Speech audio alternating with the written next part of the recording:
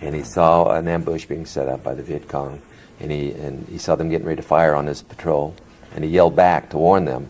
For decades, Chuck Norris carried the image of discipline, respect, and honor. An action hero who rarely let his guard down. But at 85 years old, that silence shattered. He named the men he could never forgive, the ones who crossed lines even he couldn't ignore. The revelation shook Hollywood because if Chuck Norris hated you, it meant you did something unforgettable. Now let's find out. Number 1, Shia LaBeouf, the actor Norris refused to respect.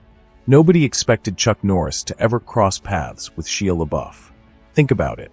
The calm, disciplined martial arts legend who built his entire career on respect, standing side by side with Hollywood's most unpredictable fireball. Sounds like a recipe for trouble, right? Well, that's exactly what happened. It was the late 2000s, and both men found themselves working on a commercial project together. At first, the idea sounded exciting. Two actors from completely different generations coming together.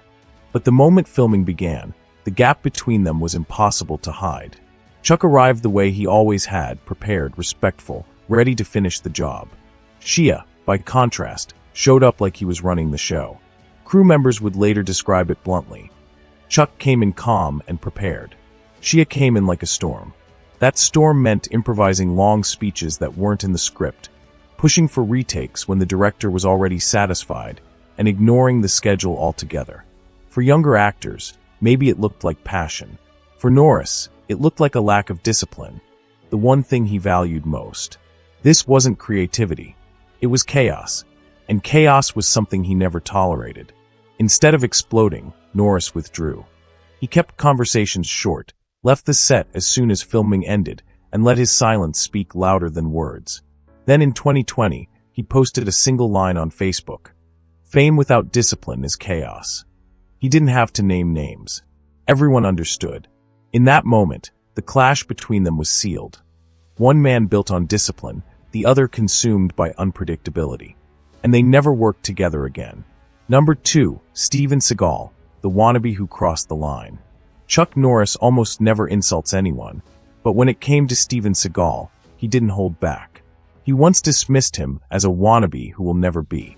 For Norris, a man built on discipline and respect, those words were devastating. But Seagal had pushed too far. When Seagal hit Hollywood in the late 80s, he came in with swagger. He wasn't just another martial artist. He claimed to be the first Westerner to run a dojo in Japan, and his movies showed a cool, deadly style no one had seen before. People were curious, maybe even impressed. But then, Seagal opened his mouth. He started calling out other fighters, saying Bruce Lee and Chuck Norris were more about performance than real combat. That's the moment the respect vanished. Within the martial arts community, those words were like a spark to dry grass. Bob Wall, Bruce Lee's friend and Norris's longtime ally, challenged Seagal directly. He gathered legends like Bill Superfoot Wallace and Benny, the Jet Urquidez, and basically said, "Prove it. Step in the ring." Seagal didn't. He stayed quiet. And in martial arts, silence like that doesn't make you mysterious. It makes you look weak. Chuck didn't need to fight him. He didn't need headlines. Just one sharp line. A wannabe will never be. And everyone knew exactly where he stood. From that moment on, the gap between them never closed. Norris kept his dignity, while Seagal's reputation kept sinking, one scandal at a time. Number 3, Jean-Claude Van Damme, from protege to bitter disappointment. In the early 1980s, Jean-Claude Van Damme was just a struggling newcomer in Los Angeles, working odd jobs to survive.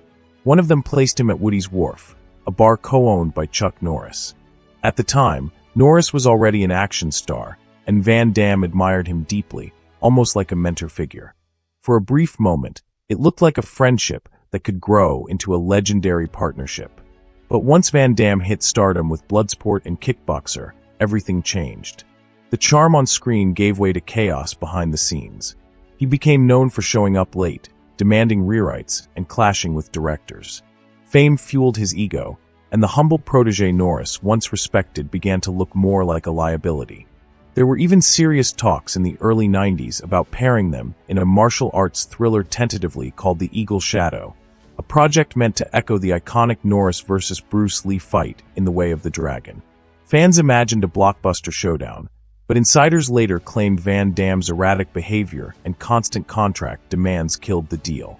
Norris never spoke about it publicly, but his silence suggested the rumors weren't far off. By 2001, the silence broke. At a martial arts expo, Norris was asked about Van Damme and delivered a single damning word: undisciplined. Coming from him, that wasn't just criticism, it was a verdict. For Norris, discipline was the core of martial arts and life itself. Van Damme's lack of it meant he had failed the code. Van Damme later admitted his struggles with addiction and ego, but the damage was done. Whatever bond existed between them was gone forever. Number 4, Alec Baldwin. When comedy turns into a personal war. Now this one might surprise you. Chuck Norris never shared a set with Alec Baldwin, never traded lines in a movie, but somehow their feud became louder than any on-screen fight. Why? Because it wasn't about acting. It was about America itself. Norris has always worn his beliefs on his sleeve: faith, family, and a deep loyalty to conservative politics. He campaigned for Huckabee, Romney, even Trump. He wrote columns warning that Hollywood was drifting away from the country's core values. To his fans, he was more than an action hero. He was a voice defending tradition. Then came Alec Baldwin. Week after week on Saturday Night Live, Baldwin put on that orange wig and transformed into Donald Trump. Audiences laughed, but to people like Norris, it wasn't just parody. It felt like mockery.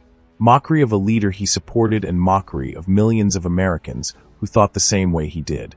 In 2017, Norris finally let his frustration out in a blog post about Hollywood elites who ridicule faith and patriotism.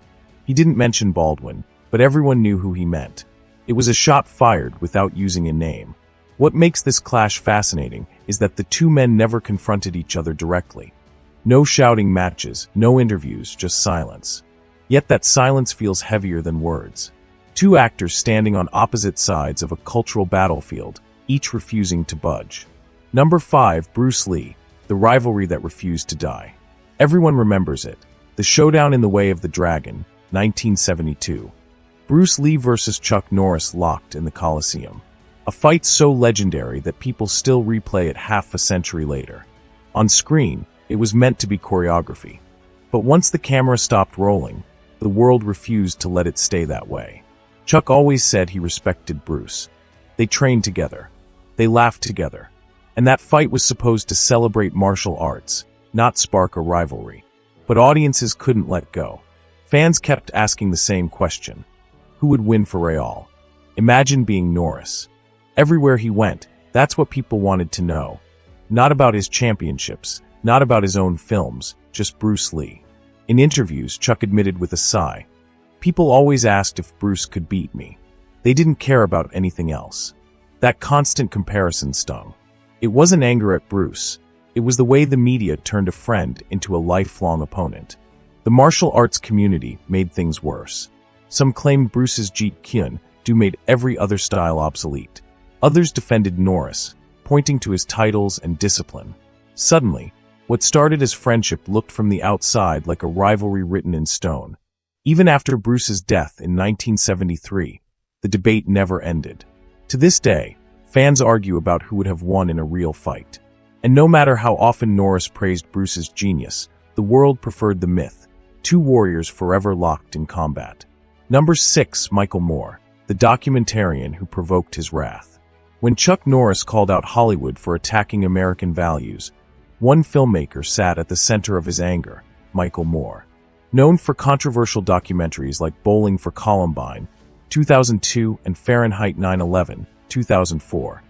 Moore built his reputation by challenging everything from U.S. foreign policy to gun ownership.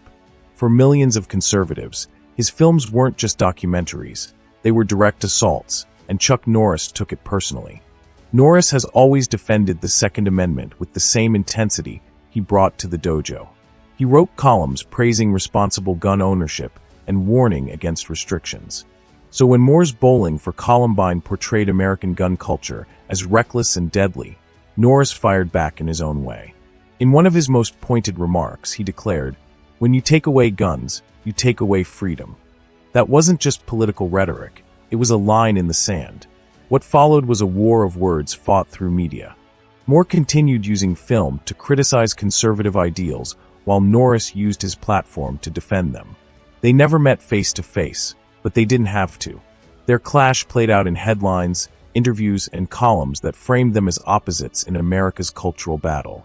Years later, nothing has changed. Moore still champions progressive causes, and Norris still warns of losing tradition. Their feud remains unresolved, a reminder that sometimes the fiercest fights don't happen on screen, but in the court of public opinion. And that's the list of actors Chuck Norris couldn't stand. Which feud shocked you the most?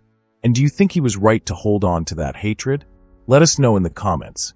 Don't forget to like this video, subscribe, and hit the bell for more untold Hollywood stories.